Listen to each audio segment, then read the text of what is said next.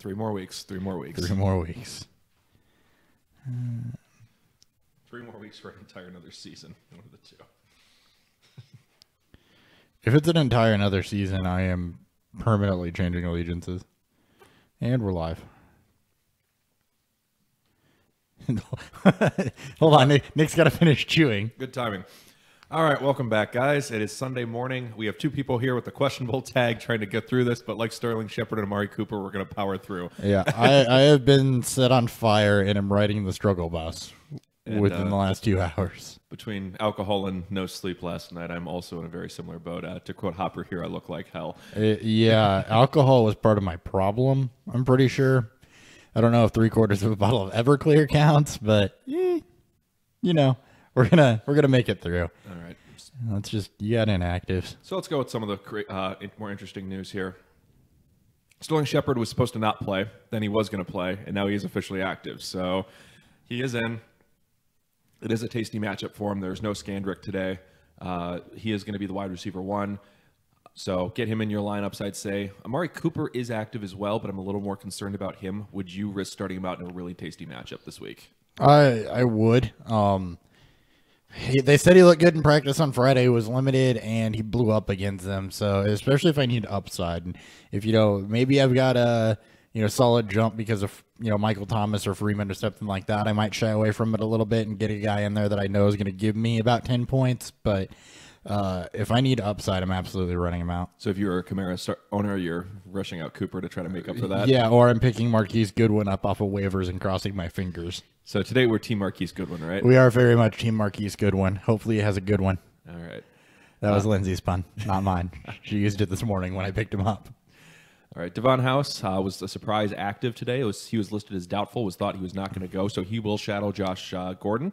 So that it does bring down his ceiling slightly, but I still expect a good game out of the crippled against the crippled corner. Gordon, House, I think he has an advantage anyway, even if they're both healthy. So I know House has been at least average all year, but Gordon doesn't look like he missed a beat after not playing for 3 seasons. I've got him going in daily alongside T.Y. Hilton, so there's a Giancarlo Stanton swing right there. You're swinging for the fences, or it's going to be a strikeout. Yep, pretty much. Isn't that more of an Aaron Boone swing? It's more of a Javi Baez thing. Baseball references. All right. We're a multifaceted show. Doug Martin is active. He will be the starting running back, so everyone who picked up Peyton Barber and was celebrating, you got 1 week of fun out of him. I'm starting Doug Martin. Yeah, it's a good matchup, but it's Doug Martin, so pick your team. Hopefully you have another option there. All right, Will Fuller is active. He's back from his month-long rib injury. He will be the wide receiver 2 there because there's no Braxton Miller or Bruce Ellington right now. Yeah, I still think Steven Anderson out-targets him and is more of the pass catcher to own. It fits Savage's game more. Fuller without Watson is nothing. All right, your boy Nathan Peterman is starting. Yes. And Tyrod Taylor is inactive. Redemption. Here we go. Much easier matchup than against the Colts. Than against against the Chargers. This one is against the Colts. Yeah, I am flexing Zay Jones somewhere. I think it's the Lister League. Somewhere that doesn't matter. I'm flexing Zay Jones, but I expect Peterman to come out and have a better game. I think he had some jitters there. I think you're going to see what he can really do this week. All right, Amir Abdullah is inactive, so that means it's going to be Theo Riddick and Tion Green. Yikes! Well, we saw Tion Green have a good go of it though last week when he started. Somebody we hadn't heard of before. So in a pinch, are you? I mean, it is a Lions running back. Yeah. It's a great matchup. The Bucs have a terrible run defense. The Lions are also not good at running the football, but it should be one of those when a movable object meets a stoppable force. All right, so playoffs on the line. Are you picking up Tion Green to start him over a Matt Forte, Isaiah Crowell, or Doug Martin? Are you asking for a friend? Yes. I don't think I'd start him over any of those. I don't think I'm going to. Then that was kind of my thought too, just because he's such an unproven commodity. All right. So as we mentioned, Shepard is active. Aaron Rodgers is going to go undergo a CT scan this week, so we'll get information about him.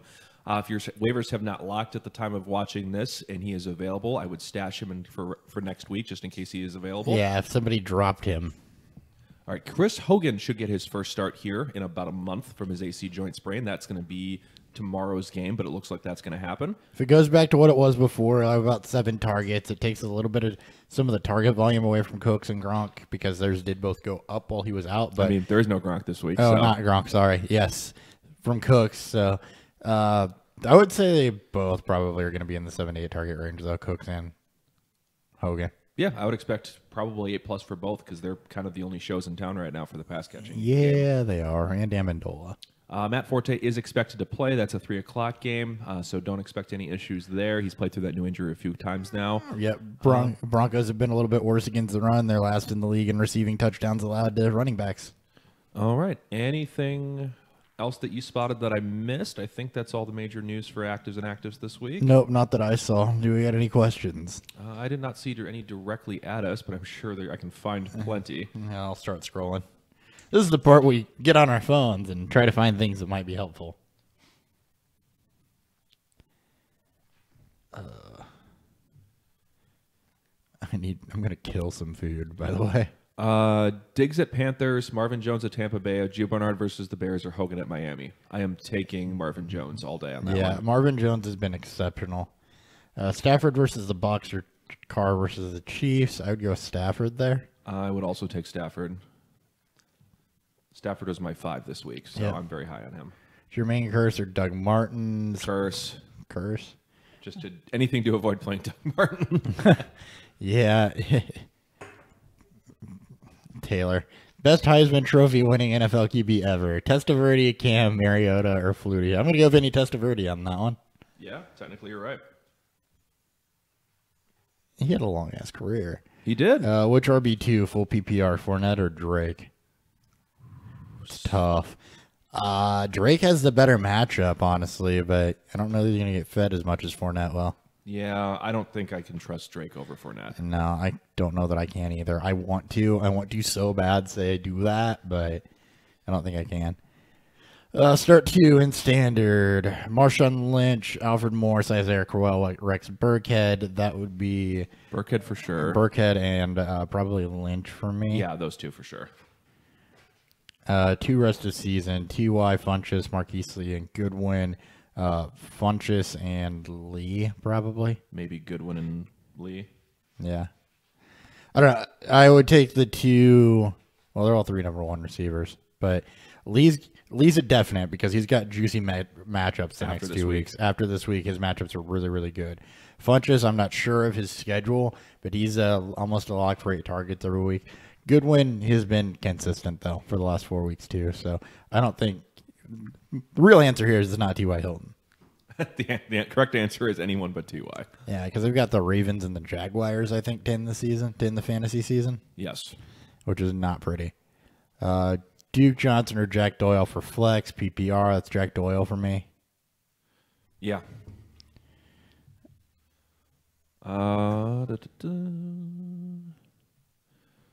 Oh, I got a question.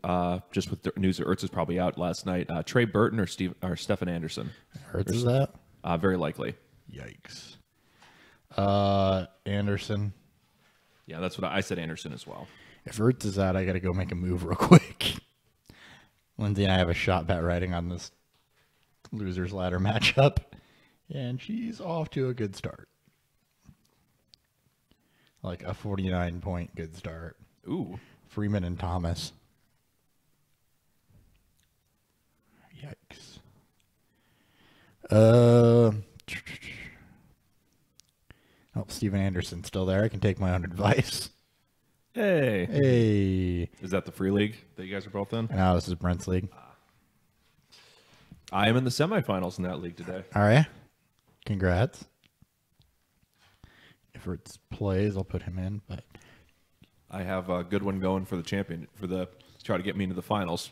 I've got good one going in Morgan's league where I lost Kamara. It's the first round of the playoffs in that league, and I'm not worried. I'm gonna lock up the number 1 seed in the dynasty league. It looks like today, so I'm not too worried about that. I need a win, but I'm playing Danny, I think. Yep, I'm cheering for Danny because I want to make sure he does. I can't tie him, and he can get the higher pick than me. Yeah, I don't know that that's going to happen for you, though. The other league I'm playing to get into the playoffs in, and this is the league where I had Zeke go suspended, the league where I had Zeke go suspended, and I had Odell go to IR with the ankle. So I lost them both, and I lost Deshaun Watson. So You've had a tough season. yeah, I've withstood the fact that I was 8-1 when all of that happened, or 7-1 when all of that happened, or whatever, and I have not won a game since then.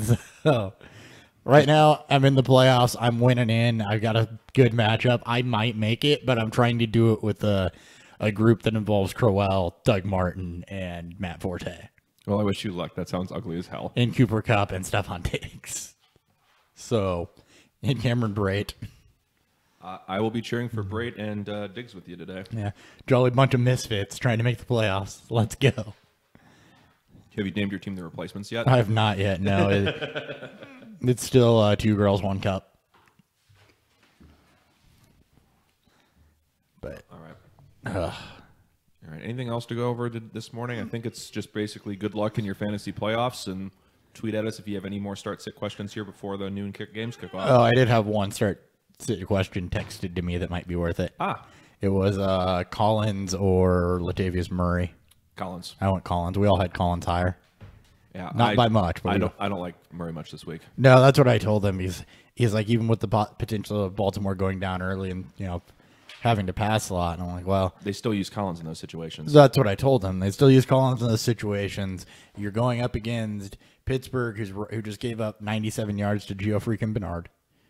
You've got, Murray isn't a tough matchup because Carolina's really stout against that type of back. So I just told them, and this is the most important thing to remember, you can't control game script. You can't predict game script.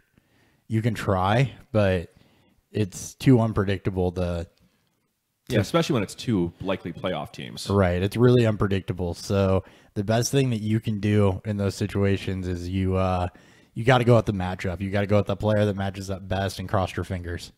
Absolutely. I 100% agree with that. Don't second guess yourself too much. But good luck to everybody in the playoffs. Yep. Tweet at us, Beer Fueled FF, any start-sit questions you got here for the week 14. Other than that, we'll catch you Monday night with the next podcast episode. Yep.